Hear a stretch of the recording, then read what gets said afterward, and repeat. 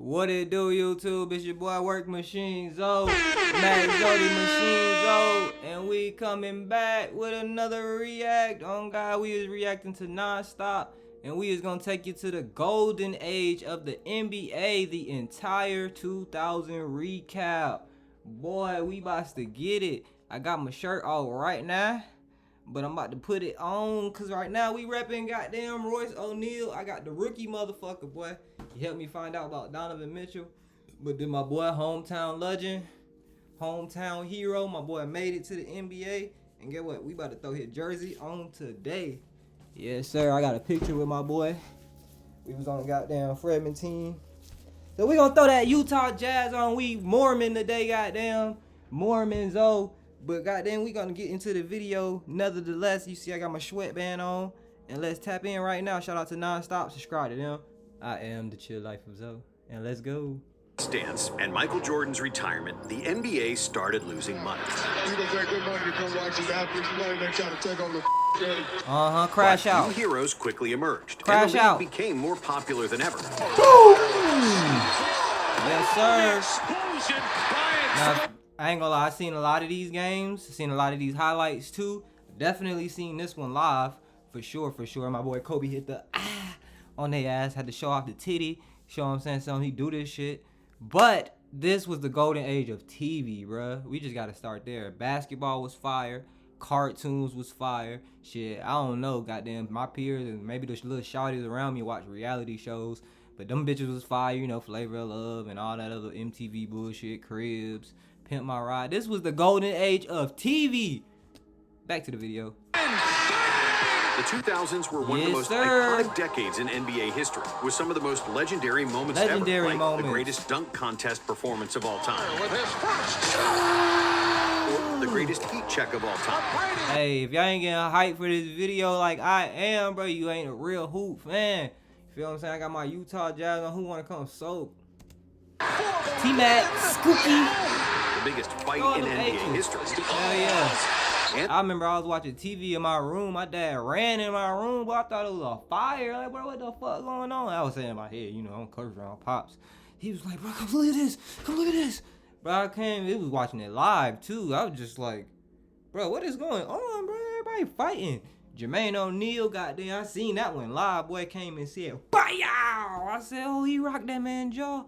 But it was a lot going on. The greatest press conference of all time. Practice? Yeah. We also saw the greatest televised scoring game ever. I seen the highlights for that. The assembly of the first modern super team and a high degree of tactical versatility. Busting niggas' ass on 2K. If you know, you know. From the ultra-defensive Pistons to the high-octane offense of these If you know, you know, the original 2K cover legend. Seconds or less son, the most dominant big men ever, the greatest power forward ever, the best small forward, and some of the best shooting guards of all time played in the 2000s. Together with some of the most iconic jerseys, the rise of basketball TV shows, and the birth of social media, the 2000s were an amazing decade where that old school fighter mentality from the 90s. You already know. My boy was scrappy, 6 foot tall, dog on him, you know what I'm saying? We Philly fans, you already know how we get. That was my boy. Ain't have no pieces around him. We ain't need none. Give me Allen Iverson and a big man. Mutombo, anybody, fuck it. PlayStations, iPhones, and some of the baggiest clothing in human history. This is the full recap of the 2000s, from the 99-2000 NBA season until 2009. After the San Antonio Spurs won the 1999 title, the NBA had a wild offseason. However, the biggest news wasn't a player, but a coach who already had 6 championships. Phil Jackson decided to swap fishing in Montana for the most stressful job on the planet, coaching the Los Angeles Lakers, where he had to deal with the hotheads of Shaq and Kobe. The legendary Chuck Daly resigned from the Magic job, and in his place came another future Hall of Fame coach, Doc Rivers. Mark Cuban bought the Dallas Mavericks for $285 million. Lakers baller alert. And and the Clippers moved to the Staples Center, while the Boston Celtics removed their legendary parquet floor after 54 years. Penny Hardaway left the Magic after 6 years and joined the Suns. Jermaine O'Neal signed with the Pacers, while Scottie Pippen joined the Portland Trailblazers. Damn, my nigga talking at a high fast rate, but I get it. We in a long ride, bro. And Brand was the first overall pick in the draft, followed by 2 point guards, Steve Francis and Baron Davis. Lamar Odom, Richard Hamilton, Andre Miller, Sean Marion, Jason Terry, Ron Artest, and Andrei Kirilenko were also selected in the first round. But in such a deep draft class, with 9 players becoming All-Stars, the best player selected was the 57th pick. Nobody knew who he was. The San Antonio Spurs select Emmanuel Ginobili. No wonder that boy there was so cold, bro. I ain't even know none of this. Yeah, you know, I nigga watching cartoons. But him right there, he definitely was a difference maker. Argentina. However, before the season started, the NBA family suffered a tremendous loss after Wilt Chamberlain died of a heart attack on October 12, 1999. But Chamberlain's death wouldn't be the only tragedy. On January 12th, Bobby Phills of the Charlotte Hornets was killed as a result of reckless driving while racing against team. Damn, they had the 100 picture at Wilt funeral. Time out. And they try to say that shit ain't real. The NBA family suffered a tremendous loss after Wilt Chamberlain died of a heart attack on October 12, 1999. But Chamberlain's death... This is crazy. I ain't gonna lie, how they not believe he didn't drop 100, bro? This is like a real picture, bro. They may not have the footage, but my boy, this nigga wrote a crayon. Be the only tragedy. On January 12th... OG was looking like, damn, 100 points? Bobby Phills of the Charlotte Hornets was killed as a result of reckless driving while racing against teammate David Wesley, after which the Hornets... Damn, and then David Wesley hoop still a little bit? Damn, boy, you ain't get no fuck, huh? You agreed for a little bit and move the fuck on. Tired Phil's number. On May 20th, another car accident shook the NBA world, as Malik Sealy lost his life after a drunk driver hit his car. Damn, they probably gonna make these NBA niggas stop driving. That's probably what drove Kevin Garnett crazy on the cool. He probably was, you know what I'm saying, always been crazy, but that probably there lost it. RP Malik Sealy, man. Was returning home from Kevin Garnett's birthday party. Damn, NBA veteran Malik Sealy died as a result of a head-on car collision in suburban Minneapolis. However, when the season finally started, Phil Jackson, Tex Winter, and their triangle offense did wonders for the Lakers, who at one point had a 19-game win streak, the 4th longest win streak ever at the time. The Lakers finished their first season in the Staples Centers with 67 wins, the 8th best result ever at the time, with Shaquille O'Neal being one... Damn, these crazy stats. Woo. Shy of becoming the first unanimous MVP in NBA history. Somebody just had to vote Actually, made AI. history, but some idiot in Atlanta, I wish I could say his name because I would call him an idiot to his face. He messed up history. I would have been the first ever unanimous decision MVP. But this idiot, forgot his name. Fred Hickman. Yeah, Fred Hickman, idiot. Elton Brand and Steve That nigga Francis had shared the Fred Rookie of the Year award, which was the 3rd and the last time that the NBA had co-rookies of the year, while Tim Duncan and Shaq became the 3rd co-winners of the All-Star Game Them boys shitty. Look at MVP. him. However, He don't want to run smile. Hell nah, bro. Nigga got a share MVP trophy. the biggest story of the All-Star weekend was the dunk contest. After a 2-year absence, the dunk contest returned with a bang when Vince Carter Bro, destroyed... niggas lost it. I ain't gonna lie. I lost it when I seen that, bruh. I said, nigga hit the hole between the legs. Like, niggas nowadays is doing that shit like it's nothing. He was the pioneer of this shit, boy. Niggas ain't see this before. rims with some of the most memorable dunks of all Type time. shit.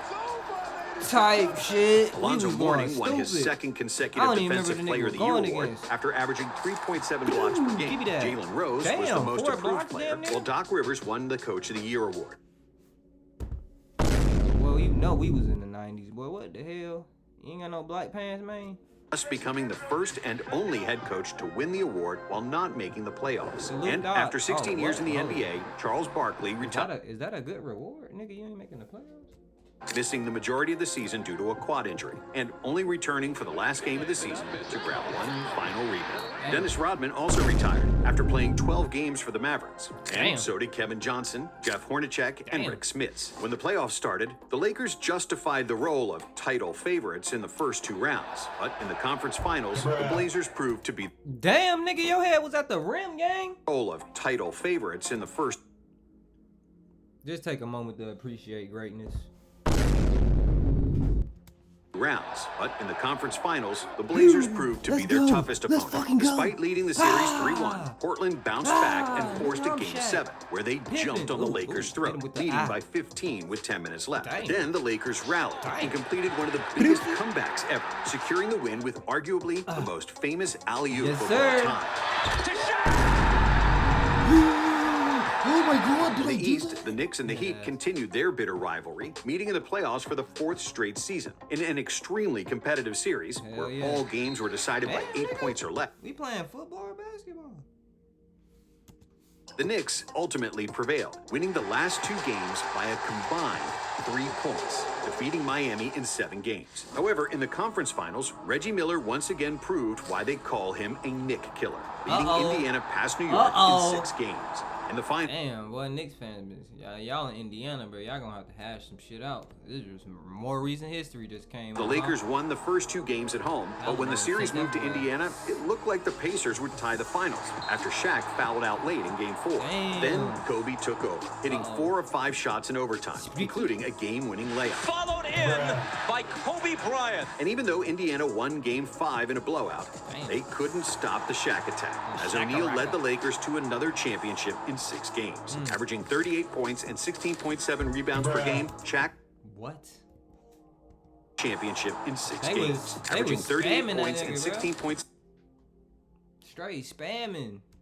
Rebounds per game, Shaq crowned one of the most dominant seasons ever with the Finals MVP. Following that Finals loss, Larry Bird retired from coaching, and Isaiah Thomas succeeded him on the Pacers bench for the 2001 season. Rick Pitino resigned as the coach and team president of the Celtics after a disastrous 3 years, but the biggest change wasn't really basketball related. After the Fab Five famously rocked the long shorts in the early 90s, the NBA finally allowed players to wear shorts. Yeah, shout out my even boy though some AI. players like John Stockton stuck with the shorter ones. And nobody knew it at the time, but the 2000 NBA draft proved to be by far the weakest draft class in NBA history, with only 3 players making the All-Star team. Damn, shout out to Kenyon Martin, he was great. I don't know who that is. Each accomplishing it only once. In such a weak class, Mike Miller won the Rookie of the Year after averaging 11.9 points per game, which was the 3rd lowest scoring average ever for a Rookie of the Year. Dikembe Mutombo won his 4th and final Defensive Player of the Year award. Tracy McGrady was named the Most Improved Player,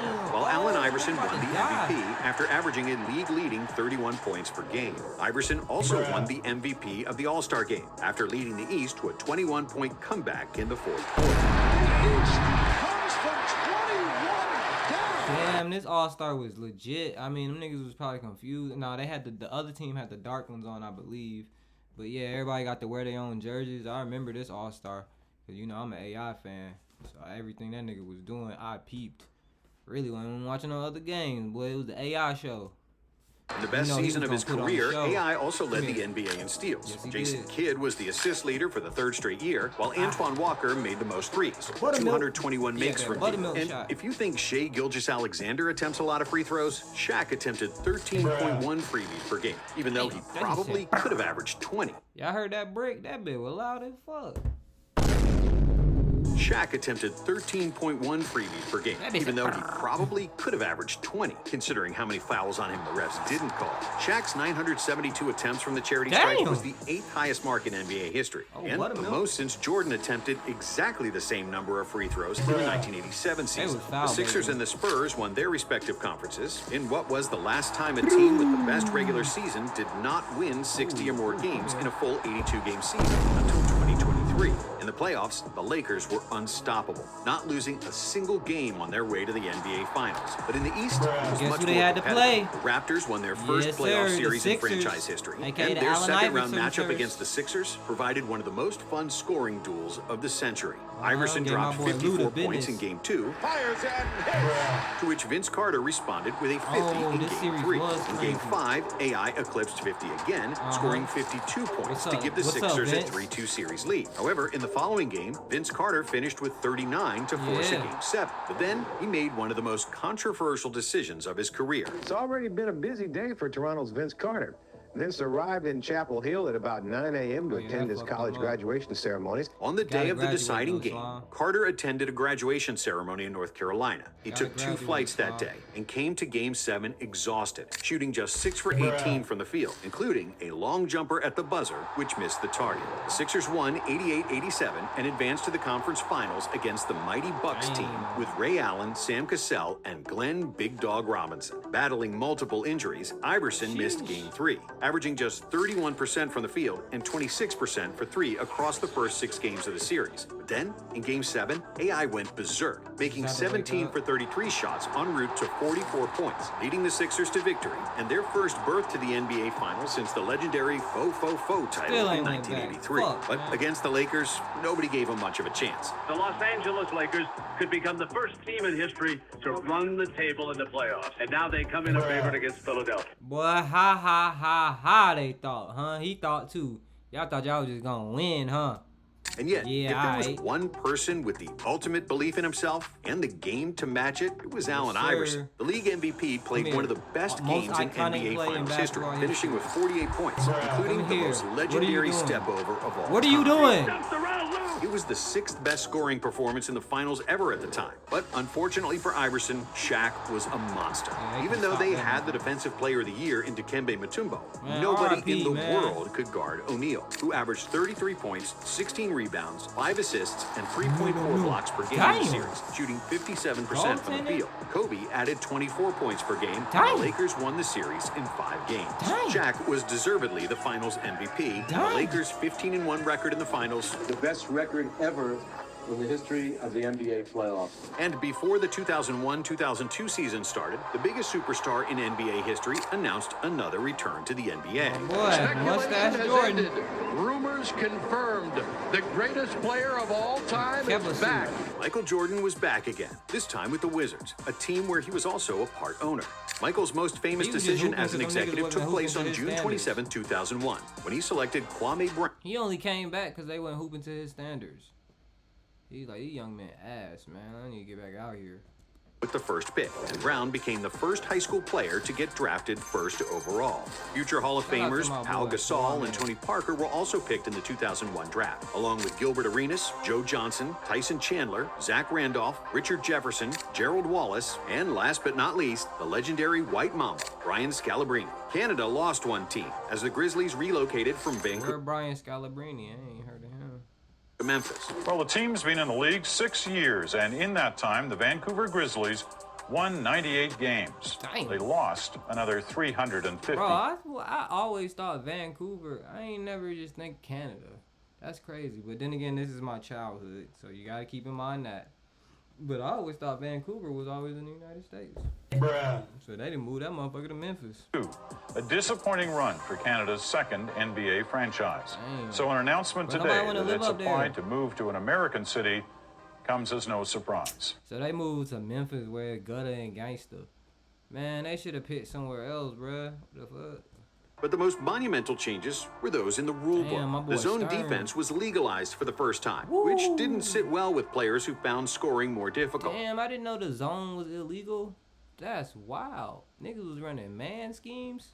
Especially great isolation players like Allen Iverson, Tracy McGrady, and Michael No wonder they was busting their ass. They couldn't guard that nigga one-on-one. Jordan. MJ openly admitted that he wouldn't be as successful if the zone was legal in the 90s. Also, the league introduced the defensive 3-second violation, which prohibited players from spending more than 3 seconds in the... telling me, bruh, a nigga like Shaq could just stand in the key all day long on defense. No wonder they went on that run in the playoffs. Nigga was just standing in the paint without actively guarding another player. The 2002 season marked the last time the NBA playoffs used a best-of-5 series in the first round and switched to a best-of-7 format in all rounds. When the season started, all NBA teams wore patches on their jerseys with the American flag and a red, white, and blue ribbon in honor of the victims of the September 11th attacks. The Eastern Conference was weaker than ever, with only 2 teams winning 50 games. Jason Kidd, who got traded from Phoenix to New Jersey in a blockbuster trade with Stephon Marbury, led the Nets to 52 wins, which was enough to secure the best record in the East. Michael Jordan wasn't Mr. Air anymore. As it was, I know you fucking lying. LeBron would never. I'm sorry. Clear that his banged-up knees couldn't elevate him up over opponents as they did in the 90s. Still, MJ averaged 22.9 points, 5.7 rebounds, and 5.2 assists per game as a 39-year-old. But his Wizards sucked. Washington won just 37 games and missed the playoffs, with Kwame Brown. I ain't gonna lie, put LeBron on the Hornets right now. Kill. Or who's sorry? Who's a sorry-ass team that just sucked? I can't think. Put LeBron on that. Whoever the sorriest team in the NBA right now, he gonna kill. A measly 4.5 points per game, while shooting 39% from the field as a center. The Bucks, after nearly advancing to the finals the previous year, that look like Anthony Edwards, bro. For real. Shooting 39% from the field as a center. The Bucks. Oh, okay, that's right. After nearly advancing to the finals the previous year, had a strong start to the season. But after losing 16 out of their last 22 games, they missed the playoffs entirely in one of the biggest late-season collapses ever. In the West, the Sacramento Kings played the fastest and best offensive basketball in the entire NBA, with the best record in their conference. Allen Iverson led the league in scoring for the third time. He was also the steals leader, while Ben Wallace led the NBA in blocks and rebounds, which secured him the Defensive Player of the Year award to our own Papa Ben Wallace. Tim Duncan won his first MVP award in front of Jason Kidd and Shaquille O'Neal. Rick Carlisle of the Detroit Pistons won the Coach of the Year. Damn! Rick Carlisle, old as hell, boy, ain't got no hair now. While Pau Gasol won the Rookie of the Year in a landslide over Richard Jefferson. Kobe was the MVP of the All-Star Game, after which he got booed by the Philadelphia crowd, his hometown fans. I find it unbelievable that the fans are booing you here. Does that hurt your feelings? Yeah, my feelings are hurt, man. I mean, I'm just out there trying to play and have a good time, and yeah, my feelings are hurt being from Philadelphia. When the playoffs started, the Sixers lost in the first round to Paul Pierce and the Celtics. And in the press conference after the series, Allen Iverson said practice 22 times. What are we talking about? Practice, man. What are we talking about? Practice? We're talking about practice, man. But you gotta understand his perspective. I ain't defending him. It's just funny. But he's a superstar. The nigga is he's an MVP, all scoring leader, all that. That's what he basically saying.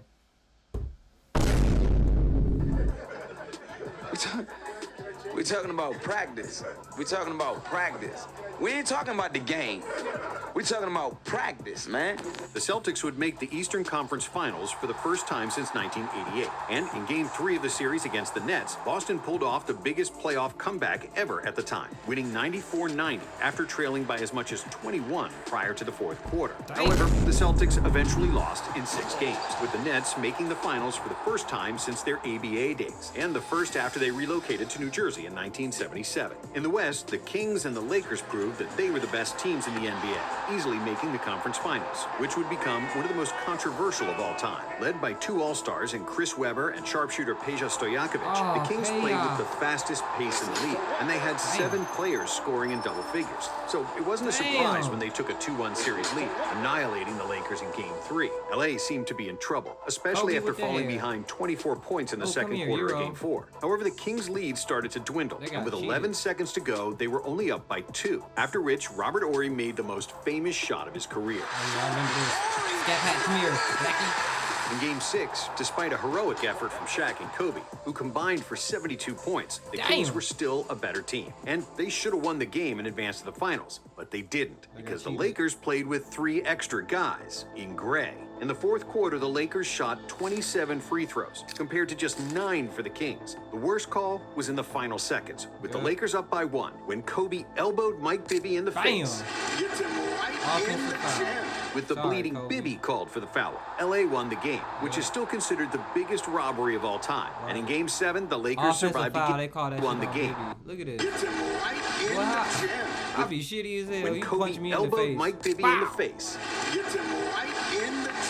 With the bleeding Bibby called for the foul. LA won the game, which is still considered the biggest robbery of all time. And in Game 7, the Lakers survived again, winning the game in overtime to advance to their 3rd straight NBA Finals. And in the championship round against the Nets, it was pretty underwhelming.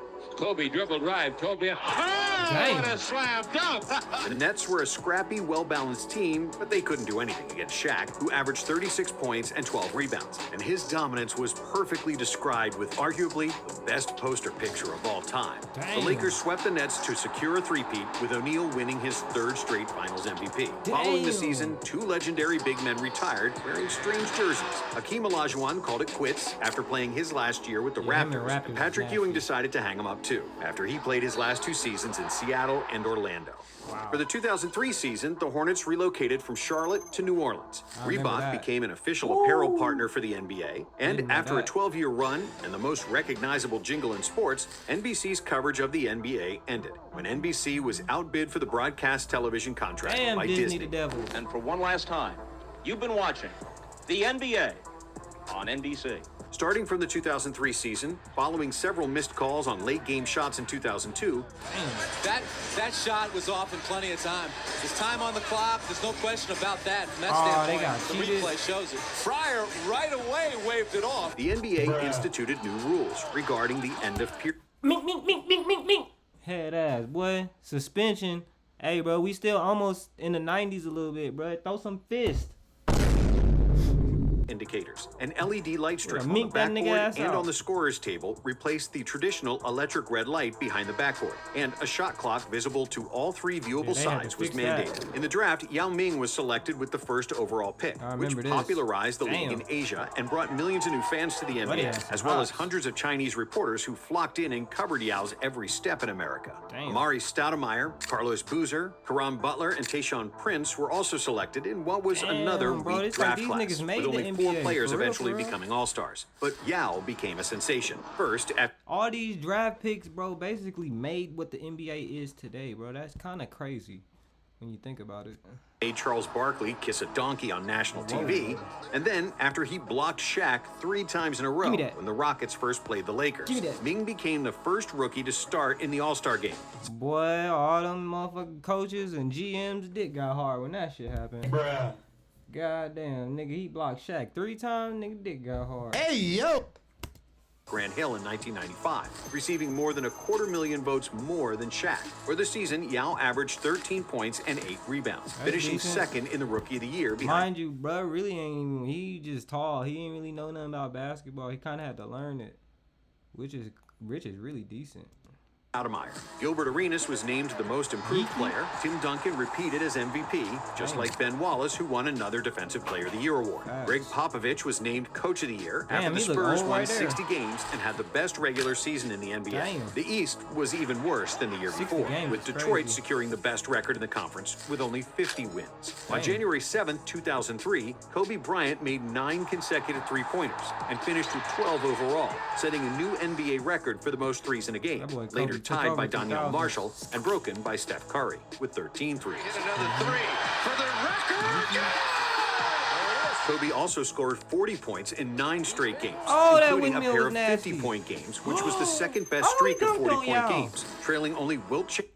I remember this. I got these stats screenshot on my phone. A pair of 50-point games, which was the second best streak of 40-point.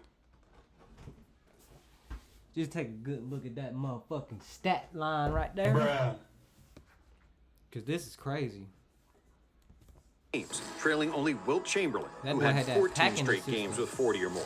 At the 2003 All-Star Game, everything was set up to honor Michael Jordan. Boy, them kicks is hard, bro. Look at them motherfuckers there.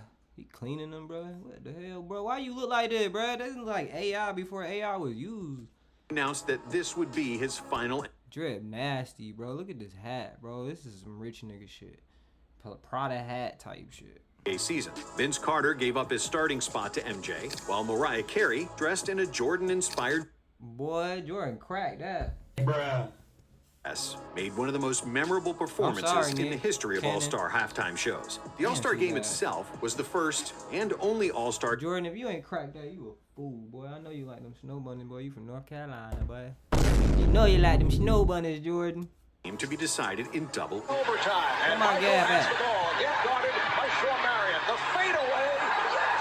with the West eventually winning 155 to 145, and Kevin Garnett winning the MVP.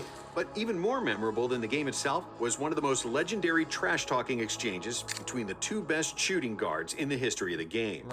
I can foul all day long. Oh, I know you ain't talking. Right, fouling. I know you ain't talking. Fouling You that got nigga. 3 now. I get 6. I know where you're going. You gotta get up quick. If you knew where I was going, why you go for the fake? Talk to him. After you fake the ball, where else you going? You just left your feet. Yeah, but where else you gonna go? In the game, I go for you. I spun all the way around. I go for these ribs right here.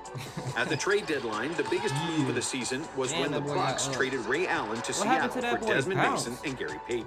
Only 4 teams averaged more than 100 points in the regular season, and the average point total across the league was 95, the 11th worst scoring average in history. Despite stingy defenses, either niggas had crazy D or niggas ain't had no bag, bro. I don't know what it is. like pace and the rules allowing strong contact, Tracy McGrady led the league in scoring with 32.1 points per game, which is the equivalent of someone averaging 40 in the modern era, because the league averaged 9 fewer shots per game and 23 fewer three-pointers in 2003 compared with 2025. Inside the NBA was becoming a sensation and must-see TV, because other than the donkey gag, the national audience was glued to their television to watch Barkley trying to lose weight and other skits, like the Champions Club and many others. Hey, they lasted a long time, no cap. Video games like NBA Live 2003 and 2K were also... Oh my God. Bruh. Now this is where we talking, baby. This is where we talking, baby. This is where I was at. I watched the games with my pops. I still do. It's like a little family tradition thing. Kind of funny. Bruh. But this is where your boy was at right here with it, boy. NBA Live, 2K, all that, bro. We was on it. PS2, PS1. I am a PlayStation son. PlayStation birthed me.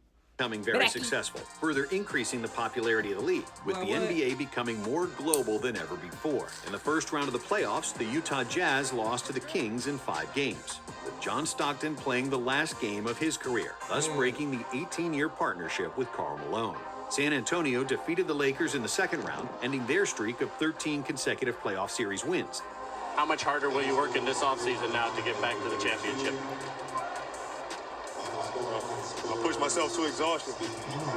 In the conference finals, the Spurs then defeated the Mavs to reach their second NBA Finals, where they played against the New Jersey Nets, who came out of East after sweeping Detroit in the ECF. The 2003 Finals reached a new low in television ratings, replacing the 1981 series as the least watched final. I ain't gonna lie, TV was bussin'. Ed and Nelly, Billy and Mandy.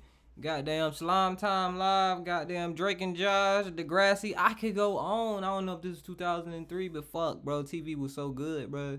I understand. And these niggas here, bro, y'all was boring, low key. Ever. It was also one of the lowest scoring finals of all time, where the Nets averaged just 82 points per game, while the Spurs averaged 87, in a series that was tied after 4 games. But then Tim Duncan took over, and in the deciding Game 6, he posted an unreal stat line of 21 points, 20 rebounds, 10 assists, and 8 blocks to lead the Spurs to another title, winning the second Finals MVP. After the championship, David Robinson retired, which marked the end of an era of the dominant 90s centers, as Shaq was the only one still playing at a high level. Sean Kemp and Tim Hardaway also played their last season in 2003. However, new hope was on the horizon. Melo. Melo. We got you in the front. Easy access. Easy access. What? Get in and get out. As the NBA welcomed a promising crop of rookies, led by the high school sensation LeBron James. Wearing a preposterously big white suit, LeBron was the first pick of the 2003 draft, followed by a Serbian wonder kid, Darko Milicic, and the NCAA champion with Syracuse, Carmelo Anthony.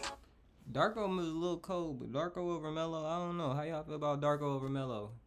I mean, it's already stamped in history. Melo did his thing and got down.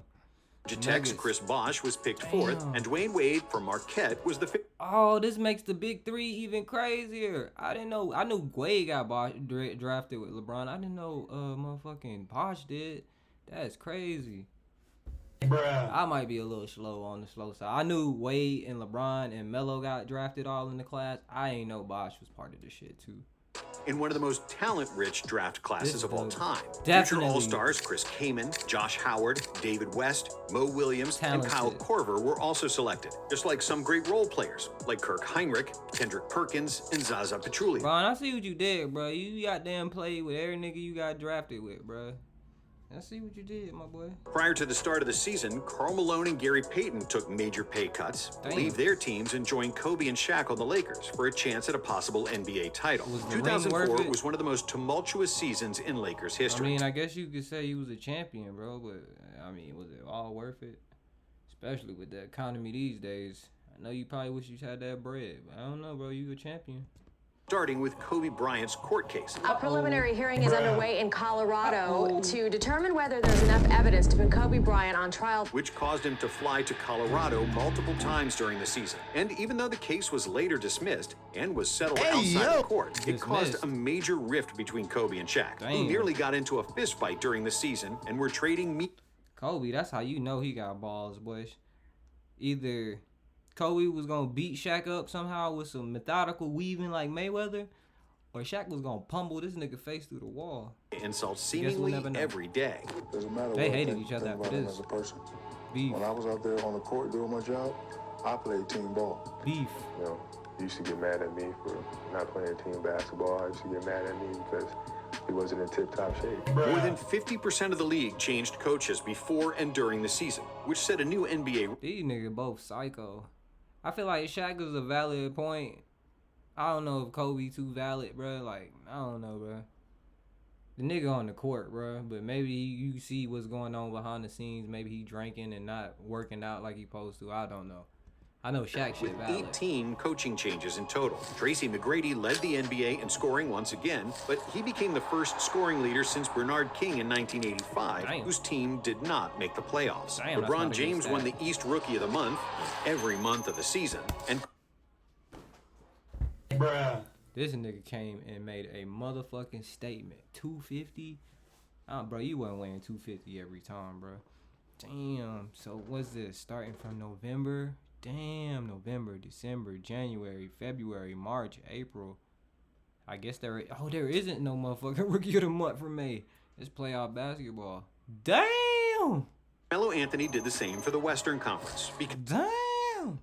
Just the third and fourth player with that accomplishment, after David Robinson and Tim Duncan. LeBron was named Rookie of the Year over Anthony, despite Melo making the playoffs and James not. Ron Artest won the Defensive Player of the Year award. They was dick riding Bron early, and boy, I know he was playing some hack ball. Defensive Player of the Year, he's strong too. Pacers win a league-leading 61 games. Detroit traded for Rasheed Wallace, who instantly meshed with the scrappy Pistons squad, making them title contenders. Kevin Garnett was the MVP, receiving all but 3 first-place votes, after he averaged 24 points, a league-leading 14 rebounds, 5 assists, 1.5 steals, and 2.2 blocks, in what was one of the best all-around basketball seasons of all time. Who's the best player in the NBA? KG. Tell me what is it about his game that makes him the best player in the NBA? That jump shot. It's every year it gets better. Right. Every year. And to be a 7-footer and to be able to handle the rock, pass the ball, to score. That Ohio coming out of LeBron, bro. That man averaged 24, 15, and 5. For the first time in 21 years, the Portland Trailblazers didn't make the playoffs. LeBron glazing Garnett on live TV is crazy. Which was the second longest playoff streak in NBA history. Similarly, the Utah Jazz missed the playoffs for the first time in 20 years, after the departure of Stockton and Malone. On the positive side, the Memphis Grizzlies had their first winning season in franchise history, qualifying for the playoffs for the first time, largely thanks to the great play of Pau Gasol. However, the Grizzlies got swept by the Spurs in the first round, where 7 out of 8 series ended in 4 or 5 games. Until the conference finals, there were no major surprises, since the teams with the best records made the Final Four. In the West, the Lakers defeated the MVP Garnett and the Timberwolves, who played without an injured Sam Cassell, who hurt his groin while doing his trademark big balls dance. Wow, bro. Basketball guys do not be playing, bro. They say, oh, you want to fuck around, nigga? All right. Old ass pulled a groin. East, the Pistons defeated the Pacers in the most defensive-minded series in NBA history, where Detroit averaged 75 and Indiana just 72 points per game, which prompted the NBA to implement rule changes the following offseason in order to make it easier for offenses moving forward. The world expected the Lakers to win another title. In Game 1, Shaq dominated with 34 points on 13 for 16 shooting, as the Pistons chose not to double-team it. And we get more HD with it. Bruh.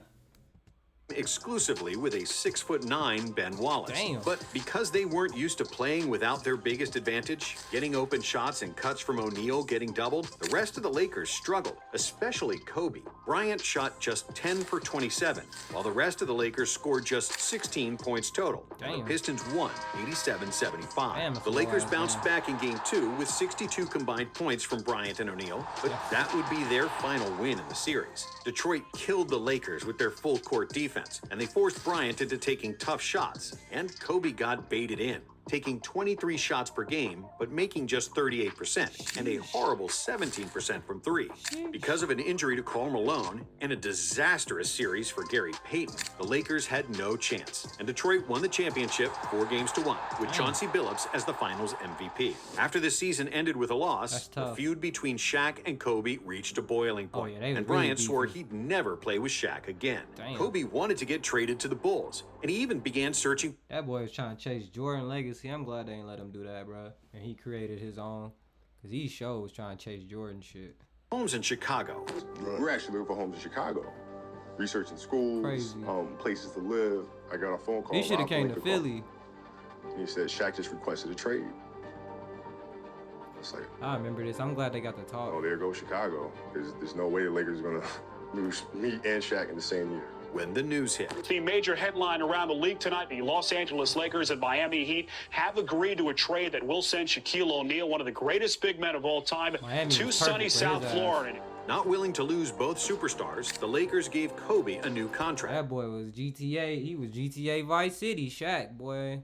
If you know, you know. That boy out there was running that shit. Shaq was now in Miami. Bill Jackson resigned, while Karl Malone retired, not able to win a championship, despite reaching 3 NBA Finals. Scottie Pippen, Glenn Rice, Charles Oakley, Mark Jackson, Jamal Mashburn, and Horace Grant also retired after the 2004 season, just like the legendary coach Hubie Brown. In the 2004 offseason, Team USA played at the Athens Olympics. They holding my boy Mark Jackson on the coaching side, bro, for real, for real. I just had to throw that in there. Where NBA players lost an Olympic game for the first time. The team, led by Larry Brown, lost a total of 3 games, winning only the bronze medal. I never liked Larry Brown under Iverson. They all look sick, bro. This is like heartbreaking. While Argentina, led by Manu Ginobili, claimed gold. The 2004-2005 season brought the last expansion team to the league, as the NBA now had 30 teams, the most in its history. After the Hornets relocated to New Orleans, Charlotte got a new franchise, which they named the Bobcats. As a result of their entry, the NBA changed its divisions for the first time, separating the league into 6 divisions of 5 teams. North Carolina sports just don't be hitting on nothing, don't it? Anything. The new schedule also made a debut, with teams now playing 4 games against divisional opponents, 3 or 4 games against other teams in the conference, and 2 games against the opposing conference. Vince Carter forced a trade from Toronto in the most gruesome way, dragging his behind on the floor, averaging just 16 points per game, and barely playing defense. When the Raptors finally traded him to the Nets, they niggas started going all out. Yeah, I remember. 10 cents on the dollar because of Carter's declining play and bad attitude. It is not a surprise at all that Vince Carter has been traded. What is a bit surprising is who Rob Babcock traded him to and what he got in return. But as soon as he landed in New Jersey, Vinsanity was back, as Carter averaged 27 points per game with the Nets, which was a slap in the face for all the Raptors fans. Mark Cuban didn't want to pay a big contract to Steve Nash, so he left the Mavericks and signed with the Suns as a free agent, where he would lead the offense that got nicknamed. It's funny, he came back and said he should have paid Steve Nash. Bruh. Shoulda, coulda, woulda, nigga. 7 seconds or less. Paired with coach Mike D'Antoni, who wanted the Suns to score early in the shot clock and shoot a lot of threes, Phoenix won 33 more games than the previous year, resulting in an MVP award for Nash and a Coach of the Year award for D'Antoni. The MVP race was one of the closest of all time, with Nash receiving just 34 more points than the second place Shaquille O'Neal, resulting in Shaq complaining about this for decades. Was he true MVP or was he a sympathy MVP? No, he was a true MVP. Over me? Twice? Oh, get out of here. He got 2, I got 1, Kobe got 1. Something wrong with that picture. Tracy McGrady left the Magic and signed with the Houston Rockets, teaming up with Yao, and in a December game against the Spurs, T-Mac scored 13 points in the final 35 seconds. I had some T-Mac. That boy was just too tall. Yes. Leading his team to an 81-80 victory after they trailed 76-68 with 42 seconds remaining. Yeah, boy, he's a 4 on me. 4 on me. The biggest news of the season happened on November 19th when the Indiana Pacers played an away game in Detroit in the Palace of Auburn Hills in what became the ugliest scene in NBA history. Towards the end of the game, a fight broke out between Ben Wallace and Ron Artest, after which Artest decided to lie. He tried to cool off, but them fans, bro, and that nigga should have got ejected, but that's okay. They ejected him for sure. He ejected him. Scorer's table to calm down. But then a very precise fan hit Artest with a beer, and that's when all hell broke loose. Artest and Steven Jackson ended up fighting various fans in the stand in a melee that will forever be known as the Malice at the Palace. This resulted in record-breaking suspensions. Look, look, Stern, you can see his blood pressure raised up. There's a reason right here. Y'all took about 5 years off this man's life with this moment. With Artest getting suspended for 73 games, Jackson for 30, Jermaine O'Neal for 15, and 6 other players getting suspended for a total of 15 games. After the incident, the NBA overhauled its security policy and took a much harder stance regarding the on-court fights. And that's why players today get techs for even the smallest skirmishes. At the trade deadline, Chris Webber got traded from the Kings to the Sixers. Even though Sacramento made the playoffs without C-Web, it would be their last playoff appearance in the next 16 years, which set a record for the longest playoff drought in NBA history. Allen Iverson won his 4th and final scoring title, averaging 30.7 points per game, and he was also the MVP of the All-Star game. That boy came in the league to just say, I'm gonna bust y'all ass. Fuck it. If I ain't gonna win the championship, fuck it. I'm gonna bust y'all ass every year. Andrei Kirilenko led the NBA in blocks with 3.3 rejections per game, becoming the shortest and the lightest player with that accomplishment, since all the other players who led the league in blocks before Kirilenko were centers. Emeka Okafor won the Rookie of the Year ahead of Ben Gordon and Dwight Howard, who was the first overall pick. Dwight became the youngest player to average a double-double, the youngest player to average 10 rebounds in a season, and the youngest to record at least 20 rebounds in a game. Andre Iguodala, Luol Deng, Sean Livingston, Tony Allen, and J.R. Smith were also drafted this year, as well as Kim Kardashian's second husband. Ben Gordon became the first and only rookie in league history to win the 6th Man of the Year award, while Ben Wallace won his 3rd Defensive Player of the Year. In the playoffs, Phoenix, who had the best regular season record, easily swept the Grizzlies, and then defeated the Mavericks in the 2nd round, proving that Cuban was wrong for letting Nash go. And for the first time in 12 years, the Phoenix Suns go to the Western Conference Finals. But in the conference finals, Tim Duncan and the Spurs were too strong, defeating the Suns in 5 games, despite Amari Stoudemire averaging 37 points per game. In the East, the Pistons defeated their arch nemesis from Indiana in the aftermath of the Malice at the Palace. The last game of that series was the last game ever for the legendary Reggie Miller. In the conference finals, Detroit played Miami, beating D-Wade and Shaq in 7 games to reach the NBA Finals against San Antonio. The finals were a matchup between the 2 best defensive teams in the league, with only one game breaking the 100-point mark. In Game 5, Robert Horry proved his Big Shot Bob nickname once again, hitting another game-winning 3. However, the Pistons bounced back in Game 6, forcing a Game 7, which was the first final since 1994 that went to Game 7. Welcome to Game 7 of the NBA Finals. The last 2 champs collide here for all the marbles. But then, the best player in the series made the difference. Tim Duncan finished the deciding game with 25 points and 11 rebounds, leading the Spurs to their 3rd championship and winning his 3rd Finals MVP. Legendary championship coach Rudy Tomjanovich retired after coaching the Lakers for 1 season, and Phil Jackson returned to coach Kobe after a 1-year hiatus. Latrell Sprewell declined a 3-year, $21 million contract offer from the 3 years? Hold on. why you declined that, Playboy? That's a lot of money. We about to figure out why you declined it. But so $7 a year, that's enough for me. $7 million. With the famous saying that he has a family to feed. But the problem was that what? Bruh.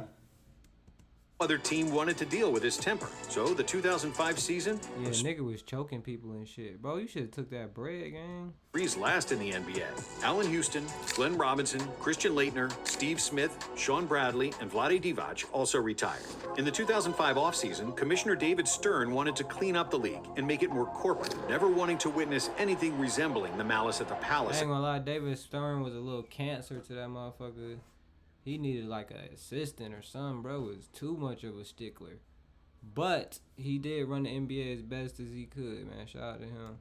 Again. The first order of business was the infamous dress code, which was heavily protested by players like Allen Iverson, who felt he was a direct cause of the rule, since he was the one who popularized baggy hip-hop style clothes to the NBA. They started the NBA dress code because of you. I know it. Players must dress in business casual attire during any team or league business. The second and far more important rule change was requiring American players to be at least 1 year removed from high school graduation and at least 19 years old to be eligible for the NBA draft. The league felt that high school players were too immature to play in the NBA straight away. So the 2005 draft was the last one featuring high school players. Australian center Andrew Bogut was selected first overall, Darren Williams was picked third, and Chris Paul fourth. Andrew Bynum, Danny Granger, Nate Robinson, Monte Ellis, David Lee, and Lou Williams were also selected. Due to the damages caused by Hurricane Katrina, the New Orleans Hornets played most of their regular season games in Oklahoma City, moving back to New Orleans for the last 3 games of the season. Scottie Pippen with the Bulls, Karl Malone with the Jazz, and Reggie Miller with the Pacers had their numbers retired by their respective franchises. The Los Angeles Lakers and Minnesota Timberwolves wore a patch on their jerseys in memory of George Mikan, who died on June 1st, 2005 at the age of 80. On January 22nd, 2006, the world witnessed the second greatest scoring game ever, when Kobe Bryant dropped 81 on the Toronto Raptors. Niggas on the bench talking about him, nigga. You part of that too, shit. In the All-Star game, the East defeated the West, with LeBron James becoming the youngest MVP ever at 21 years and 51 days old. In the dunk contest, the 5'9" boy, that boy got some trophies in his house, bro, with some dust on him. Robinson became the second shortest player to win the contest, after 5'7" Spud Webb, who won it in 1986. On the last day of the regular season, Ray Allen broke the single-season record for most three-pointers at 269. Damn, that's crazy that it's the record now, bro. And niggas is killing that. Like 3, 4, or 5 players in the recent or currently probably killing that. Dennis Scott's previous record of 267 threes that stood for 10 years. Kobe won his first scoring title after averaging 35.4 points per game on an awful Lakers team. Garnett led the league in rebounds for the 3rd straight year, while Steve Nash was once again the assist leader. Ben Wallace won his 4th DPOY award, tying the NBA record previously held by Dikembe Mutombo. Boris Diaw was the most improved player, while Chris Paul won the Rookie of the Year. Dude, I'm not a rookie anymore. I shouldn't be doing all of this. Wait, I thought you were Rookie of the Year. Right? Right, Rookie of the Year. Being 1 vote shy of winning it unanimously. And despite winning fewer games than the previous year, Steve Nash repeated as the league MVP, ahead of LeBron James and Dirk Nowitzki. Coach of the Year was Avery Johnson from the Dallas Mavericks. At least they wouldn't dick riding him on that. They like, damn, we've been dick riding Brown too much. We gotta give him another. We gotta give this shit to somebody else. The Spurs and the Pistons were the only 60-win teams, winning their respective conferences. And all 5 teams in the Central Division made the playoffs, marking the first time all teams in the division made the playoffs since the entire Midwest Division made it in 1986. The Los Angeles Clippers made it back to the playoffs for the first time since 1997 and won their first playoff series since 1976, when they were still known as the Buffalo Braves. In the second round of the Western Conference, the Mavericks finally defeated the Spurs in the playoffs, despite 32 points per game from Tim Duncan, 21 from Ginobili, and 20 from Tony Parker. Phoenix was down 3-1 in the series against the Lakers. But even with Kobe's game winner in Game 4. Come here. Black cat. and the 50 points Bryant scored in Game 6, the Suns still won the series in 7 games. In the conference finals, Dallas avenged the loss to the Suns, who played without the injured Stoudemire, beating Phoenix 4-2 to reach their first ever NBA Finals. In the East, LeBron made the playoffs for the first time, beating Gilbert Arenas and the Wizards with the famously missed clutch free throws by Agent Zero. Brick. And the subsequent game-winning shot by Damon Jones, whom Arenas trash-talked the whole series over a gambling debt. But in the second round, the Cavs lost to the Pistons in 7 games, who would then go on to lose to Miami in 6 games in the conference finals. And it seemed like the finals were a wrap, after Dallas won the first 2 games and had a 13-point lead midway through the fourth quarter. But then, Dwayne Wade took over, scoring 15 points in the final period and finishing with 42 points in a 98-96 win. Knocked away, and the Heat survive. And by devastated. The Flash followed it up by 36 points in Game 4, tying the series. And in Game 5, he scored 43, including the game-winning free throws to secure a 1-point victory. Finally, in Game 6, Wade was spectacular once more, hitting one tough shot after another, scoring 36 points and leading Miami to their first ever NBA title. Wade's 34.7 points per game was the 9th best scoring average ever in the finals, but it was clouded with controversy, as many fans argued he received too many favorable foul calls. Mark Cuban, the Mavericks owner, was livid and had to pay $250,000 for criticizing the referees. After the season, Tony Kukoc, Nick Van Exel, and Vin Baker retired, and so did legendary Celtics coach and executive Red Auerbach, who resigned from his position as the team president after 56 years with the franchise. And just a few months later, on October 28th, Auerbach died at the age of 89, passing away with 16 championship rings to his name, the most in NBA history. But before the 2006-2007 season started, there was another surprise in the draft, which marked the second straight season with a foreign player selected first overall. It was the Italian forward Andrea Bargnani, who was picked by the Raptors in front of LaMarcus Aldridge, who was selected by the Bulls and then immediately traded to Portland. Brandon Roy, Rudy Gay, J.J. Redick, Rajon Rondo, Kyle Lowry, Paul Millsap, and P.J. Tucker were also drafted. Wow. The NBA also introduced a new microfiber composite basketball. But the only constant seemed to be player complaints about it. Citing issues with grip, bounce, and even hand cuts. The complaint that I've heard from the players is once they start sweating, the ball gets flat. And after just 2 months, the league's Steve Kerr was broadcasted for coaching? That's crazy. Look at Steve Kerr. Nigga became a fucking GOAT, a Hall of Fame coach. What the fuck? From the players is once they start sweating, the ball gets flat. And after just 2 months, the league switched back to a leather ball. Adidas became the official outfitter of the NBA and would provide the league with equipment for the next 10 years, until Nike took their place in 2017. Don Nelson was appointed the new coach of the Warriors, while Isaiah Thomas became the new coach of the Knicks, after several years of being the team president, a job he did catastrophically badly. New York finished the 2006 season with the highest payroll and the second worst record in the league. On December 16th, the second biggest brawl almost sound like what's going on now of the century ensued in a game between the Knicks and the Nuggets. All 10 players on the court were ejected, with 7 players getting suspended as a result of the incident, the most notable of which was Carmelo Anthony's 15-game suspension. Nigga busting his ass all over the court. Because he was the league's leading scorer at the time. But just 3 days later, the Nuggets provided another huge shot by trading for one of the biggest superstars in the NBA, Allen Iverson. I say, with me, myself, and Iverson now a Denver Nugget, that team becomes a candidate for a quick and ugly first round. Young Steve, look, still with the dumbass takes. Boy, crazy work. Playoff exit, this will not work. The Sixers legend grew tired of losing, and Philadelphia grew tired of his nonchalant approach to the game. So they traded him to Denver for Andre Miller and Joe Smith. The All-Star game was held in Las Vegas, the first time it was organized in a city without an NBA franchise, with Kobe Bryant winning the game's MVP award and Gerald Green winning the dunk contest. Kobe also switched from number 8 to 24.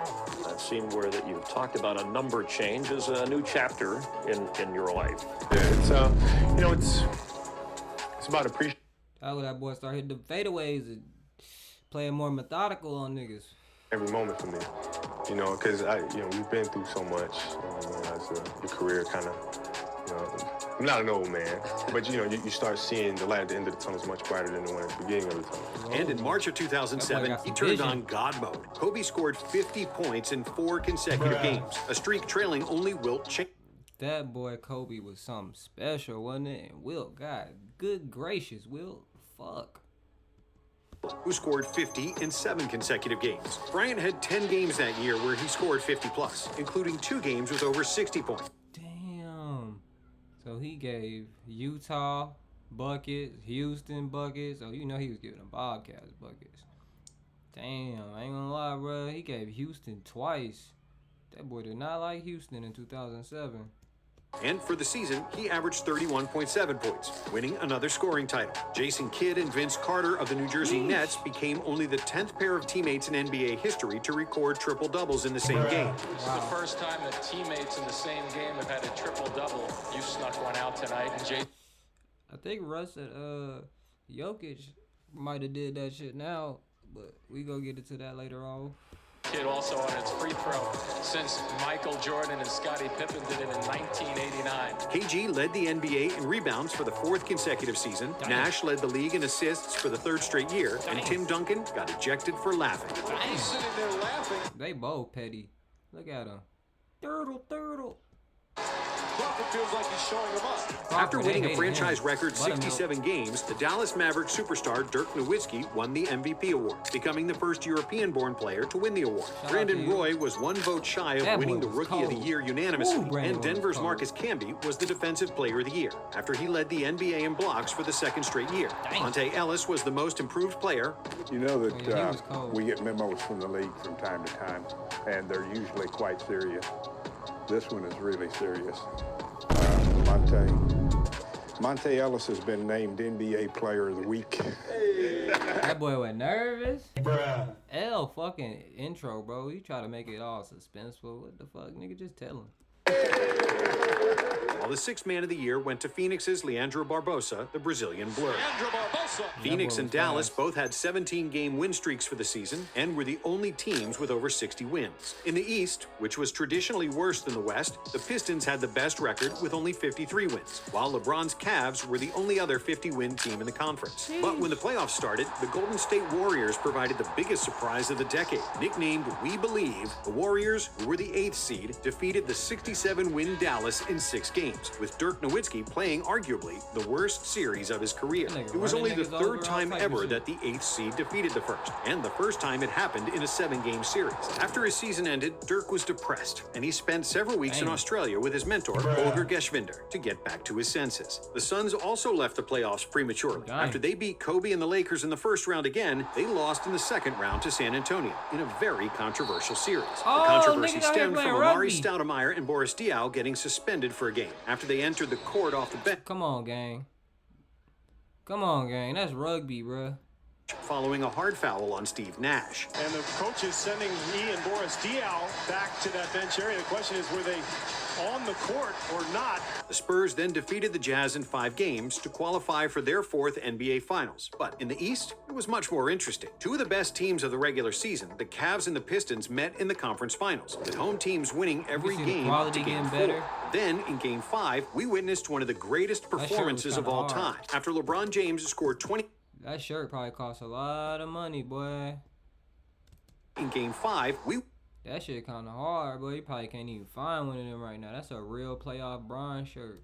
Missed one of the greatest performances of all time after LeBron James scored 29 out of Cleveland's 30 points in the 4th quarter and 2 I ain't gonna lie, I go back on these highlights sometimes, bro, because it's just beautiful basketball. Times, hitting 11 for 15 shots during that stretch, finishing the game with 48 points, 9 rebounds, and 7 assists, leading the Cavs to a 109-107 victory. And in Game 6, the Cavs finished the job at home, making their first trip to the NBA Finals. However, to be able to win the title, you need help. And despite being the best player in the series, LeBron couldn't rely on anybody on the Cavs to provide any sort of scoring push. Even though the series was closer than a 4-0 result would suggest, with 2 games decided in the final seconds, the Spurs were the deserving champions, and Tony Parker became the first European player to win the Finals MVP. After the 2007 season, Hall of Famer Gary Payton retired, just like Jalen Rose, Doug Christie, and Kevin Willis, who retired at the age of 44 as the 2nd oldest player to ever play in the NBA. 44 years, 7 months, 7 days. And while the world will remember the year 2007 by Madeleine McCann, whose disappearance was followed globally, or the 8.0 earthquake in Peru, and the launch of the first iPhone, The NBA world will remember the year 2007 by trades, as some of the biggest names in the NBA changed teams. After spending 12 seasons with the Timberwolves, I ain't gonna lie, it's kind of like the 2026 season coming up, bro. A lot of shit is different. Garnett was traded to the Boston Celtics in exchange for 7 players. Damn. The largest trade in NBA history for one player. He was soon joined by Ray Allen, who was traded by the Supersonics with... Yeah, you part of that. Do you feel some type of way? Like, damn, nigga. Am I that sorry? Davis to the Celtics in exchange for Jeff Green, Wally Szczerbiak, Delonte West, and a second-round pick. We're not done.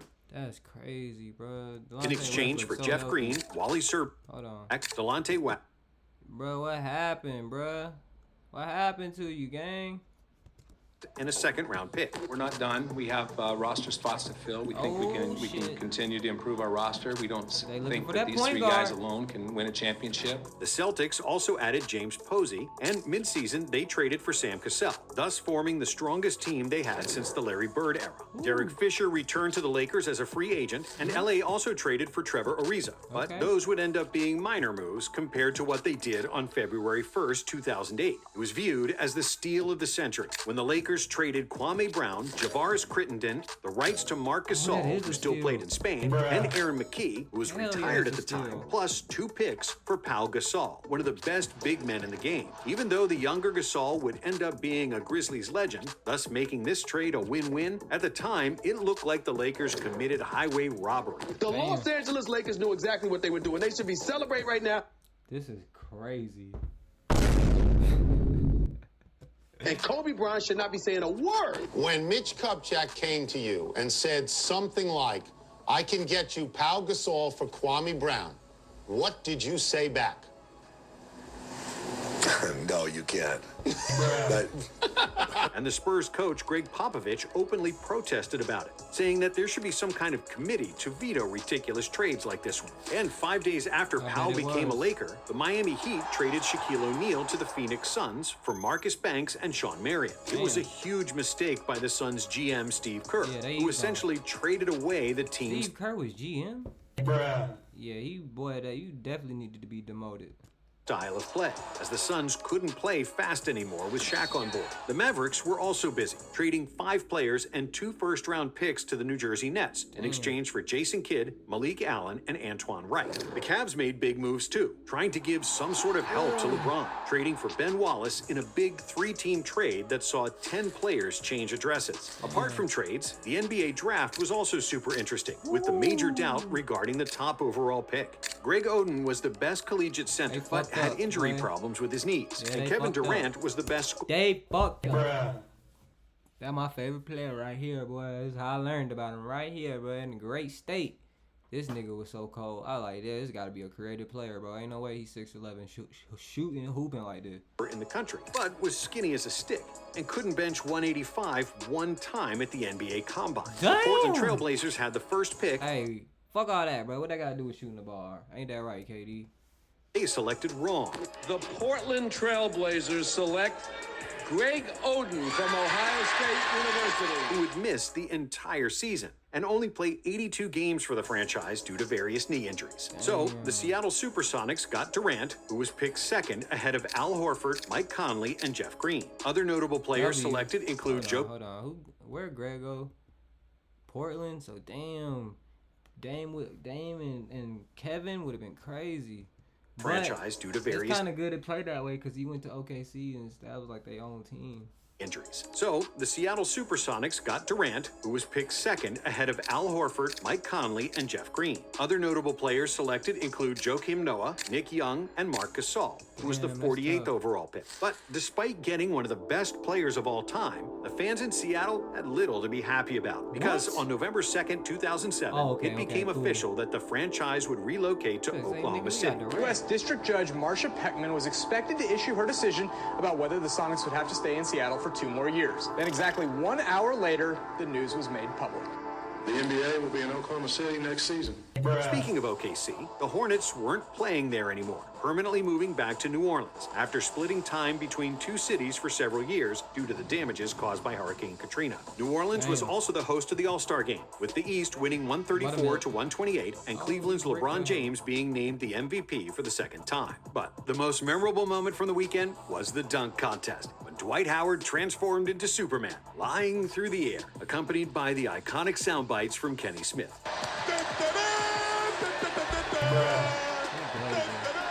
Hey, yo! Steven Jackson and Ron Artest made negative headlines again, each getting suspended for 7 games. Jackson for firing a gun, and Artest for domestic violence. The NBA extended his 8-year television contract with TNT, ABC, and ESPN for $930 million annually. In comparison, the new TV deal running from 2025 until 2036 will be worth nearly $7 billion per year. Also, this was the first year that the NBA coaches had to do mandatory interviews after the first and third quarter, a segment that was hated by coaches, namely Greg Popovich. How happy were you with the shot selection, even though they came back? Happy? Reasonably. Happy? Happy's not a word that we think about in a game. But also something that brought more attention to sideline reporters. Most notably, Craig Sager, who became an icon for his sideline reports, wearing some of the flashiest and ugliest suits of all time. Fire sale? Burn it. From January 29th until March 18th, the Houston Rockets didn't lose a single game, winning 22 in a row, which was the second longest winning streak in NBA history, later surpassed by the Miami Heat and the Golden State Warriors. The Celtics broke the record for the biggest single season. How they not just gonna introduce my boy Curry like that, bruh? They just gonna show Curry, bruh. In NBA history by improving from 24 wins in 2007 to 66 wins in 2008, winning 42 more games. The Hawks made the playoffs for the first time since 1999, thus ending a 9-year playoff drought, which was the longest active drought at the time. They qualified for the playoffs after winning just 37 games, which was the lowest number of wins for a playoff team in a 30-team league, a record that was later beaten by the 2022 Pelicans, who made the playoffs with 36 wins. Of course, that wouldn't fly in the West, a traditionally stronger conference, which was arguably stronger than ever in 2008. Have you ever seen the Western Conference this tough before? No, never. All 8 teams that made the playoffs in the West won 50 games or more. And the Golden State Warriors, who won 48 games and didn't make the playoffs, with the highest winning percentage of any non-playoff team in NBA history since the switch to the 8-team playoff format. During the season, Kobe became the youngest player to reach 20,000 points. Penny line. There is 20,000. While LeBron broke his record and became the youngest to reach 10,000. Youngest in the NBA to do that. Bryant was named the league MVP for the first and only time in his career after he led the Lakers to the best record in the West, averaging 28.3 points, 6.3 rebounds, 5.4 assists, and 1.8 steals per game. KD won Rookie of the Year, KG the DPOY, and Manu Ginobili won the 6th Man of the Year award. LeBron James won his first and only scoring title, averaging 30 points per game. Dwight Howard won his first rebounding title, while Chris Paul led the league in assists and steals. In the playoffs, the Cavs defeated the Wizards in the first round for the 3rd consecutive year, but in the second round, they once again lacked the firepower against a deeper team, losing to the Celtics in 7 games, with LeBron and Paul Pierce providing one of the most fun small forward duels of all time. The Celtics then defeated the Pistons in 6 games to reach their 20th NBA Finals and their first since 1987. In the West, New Orleans won their first playoff series in franchise history, but would then lose in the second round to the Spurs in 7 games. The Lakers swept the Nuggets, defeated the Jazz in 6, and then in the conference finals got past the Spurs in 5 to reach their 29th NBA Finals. And the finals between the NBA's 2 most successful franchises provided many memorable moments. It's all about the Lakers and the Celtics. In Game 1, Paul Pierce got escorted from a game in a wheelchair, only to come back and lead a Celtics comeback. Paul Pierce coming out of the locker room to score 18 second-half points, and Game 1 is history. Kobe had the best game of the series in Game 3, scoring 36 points as the Lakers won their first home game. But in Game 4, despite a 35-14 lead after the first quarter, which was the largest first-quarter lead in NBA Finals history, the Celtics came from the dead, winning the game in what was the largest comeback in the NBA Finals since 1971. In Game 5, Pierce scored 38, but the Lakers won. However, in Game 6, it wasn't even close, with Boston winning 131-92, the largest margin ever in an NBA championship clinching game. Pierce was the Finals MVP, while Kevin Garnett unleashed all his inner demons, stemming from 12 years of frustration in Minnesota, with one of the most famous screams in sports history. Oh, God. Yeah, that shit was tough. After the finals ended, Shaq made an appearance in a comedy club, rapping about Kobe's loss and asking how his behind tastes, in what was probably the first leaked video of an NBA player. Kobe, tell me how my ass tastes. Okay. Yeah, they was really beefing. This shit funny. Everybody, Kobe, tell me how my ass tastes. Plenty of legends played their last games in 2008, namely Alonzo Mourning, Chris Webber, Penny Hardaway, Steve Francis, Antoine Walker, Sam Cassell, Sharif Abdur-Rahim, and Robert Horry. Pat Riley also retired from coaching, and in his place, a little-known guy named Eric Spoelstra, who would be the Heat's head coach for the next 17 years and counting. This was also the last head coaching year for Jeff Van Gundy, who turned to commentating, where he would later form one of the most beloved commentating partnerships with Mark Jackson and Mike Breen. Babe! Don't do that. In the summer, Team USA, commonly known as the Redeem Team, won gold at the 2008 Olympics in Beijing, with Kobe Bryant famously shoving Pau Gasol in the chest before beating Spain in the finals. When the focus returned to the NBA, chosen one, huh? 8 different teams changed coaches. They need to bring these commercials back, bro. This is where y'all fucking up.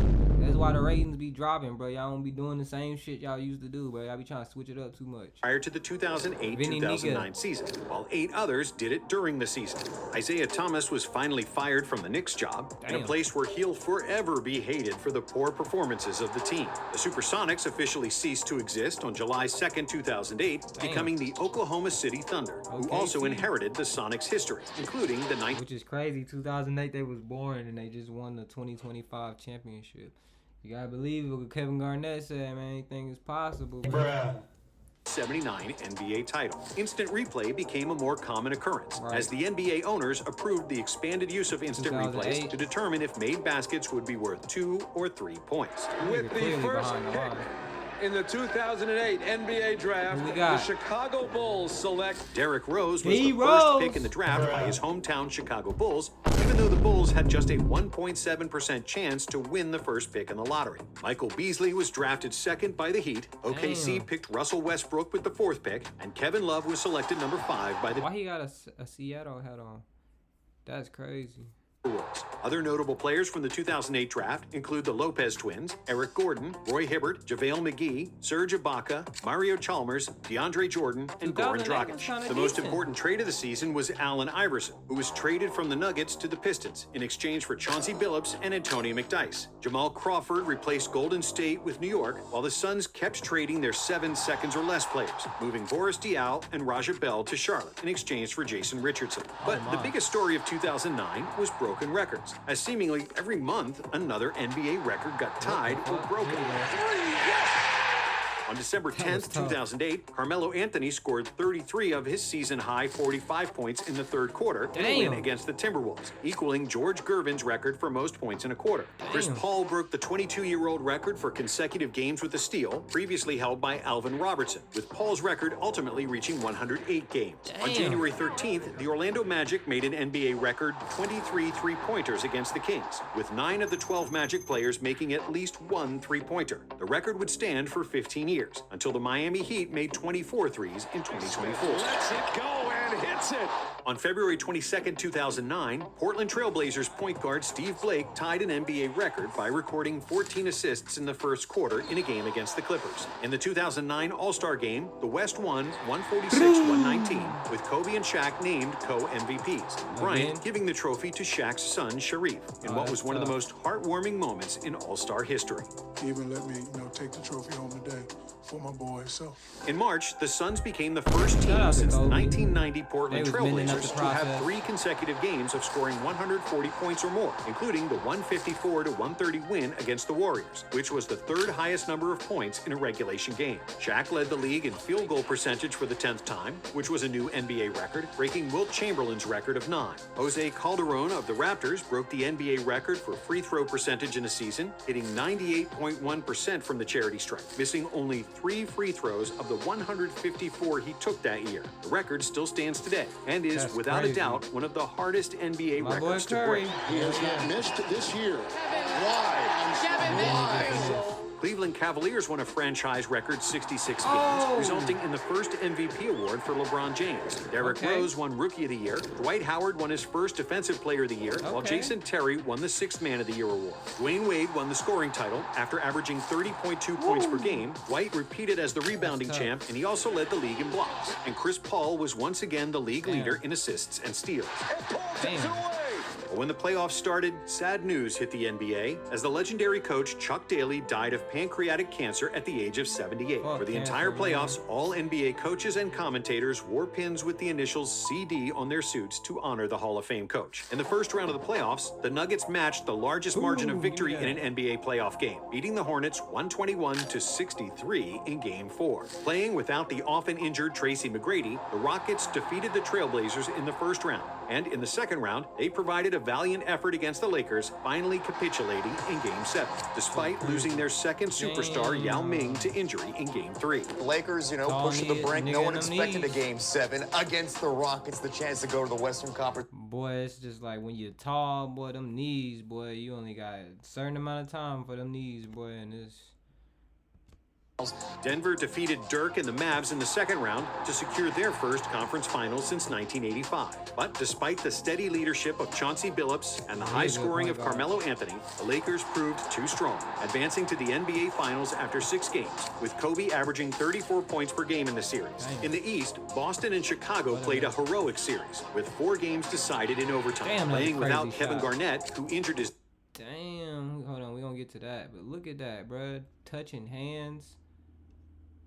Boy, this some crazy shooting. Played a heroic series with 4 games decided in overtime. Oh, net too.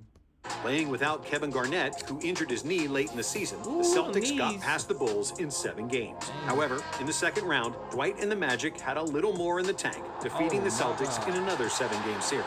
The world champions are out, no repeat. Again, there hasn't been back-to-back titles since the Laker teams that three-peated back in the early part of the 2000s. It looked like this was finally going to be a championship season for LeBron and the Cavs. We gotta bring that back. Because after they won, we gotta bring the celebrations this back, was bro. finally going to be a championship season. Away, bro.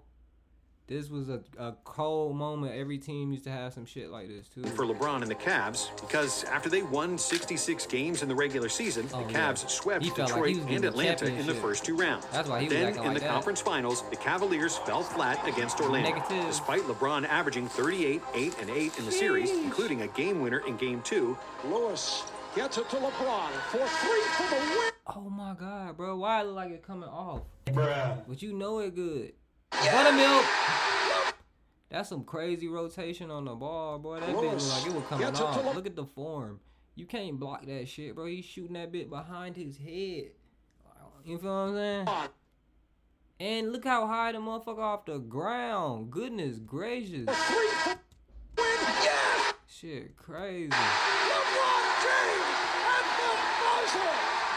Magic always had someone to step up and hit a big shot, with 5 players scoring in double figures. Orlando won the series in 6, advancing to their second NBA Finals after Shaq lost to Hakeem in 1995. But in the finals, Kobe played the best and most mature basketball of his career, hitting timely shots and knowing when to dish it out to his teammates. For 3, that's good. I'm telling you, bro, them shots behind niggas' heads, bro, them shit's undefeated. Hitting timely shots and knowing when to dish it out to his teammates. Cock that bit damn near behind his head, bro. You like ball gone. Ball out his hand. That's good. Bryant averaged 32.4 points, 5.6 rebounds, 7.4 assists, 1.4 steals, and 1.4 blocks to lead the Lakers to their 15th NBA title, defeating the Magic in 5 games. It was also the 10th NBA championship for Phil Jackson, who passed Red Auerbach as the winningest coach of all time. After the season, Dikembe Mutombo retired at the age of 42 after playing in the NBA for 18 seasons. It was also the last season for Stephon Marbury, Cuttino Mobley, Wally Zerbiak, and Bruce Bowen. And even though the 2000s started poorly from a viewership and financial standpoint following Jordan's retirement and had some of the most gruesome moments of all time, the decade ended on a high, with the league being more popular than ever. It was a wild ride, with some of the most legendary games, moments, press conferences, and screams of all time.